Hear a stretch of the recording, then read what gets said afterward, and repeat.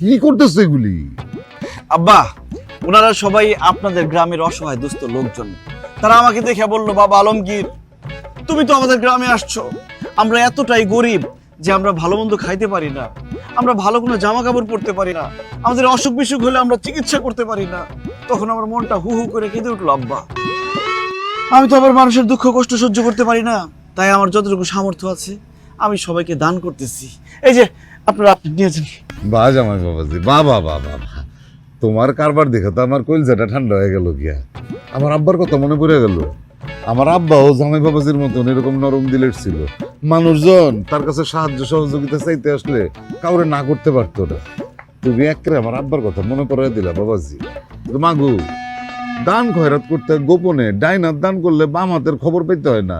তুই ভিডিও করতেছিস কেন? এটা নামা বন্ধ কর। থাক আব্বা, আর ভিডিও করলাম না। কিন্তু আব্বা, আমি তোমারে কইছিলাম না, আমার জামাইয়ের মনটা যেমন বড় তেমন নরম। প্রমাণ পাইছো এখন? এখানে তো 150 উপরে মানুষ আসিল, সবাইরে দান করা শেষ, এখন এই কয়জন বাকি আছে। মানে আমার মেয়ের জামাই যে এত বড় একটা দানবীর মনের অধিকারী, এটা ভাইভাই তো আমি মানে গর্ববোধ করতেছি। জামাই, আমি বললাম তোমার উপরে খুব খুশি হয়েছি। আসো আসো, আমার বুকে আসো। আব্বা একটু পরে বুকে আসি, ওনাদেরকে আগে টাকা দিয়ে বিদায় করি, ওনারা অনেকক্ষণ ধরে দাঁড়ায় এসেছে। এই যে আসেন, নেন। আমার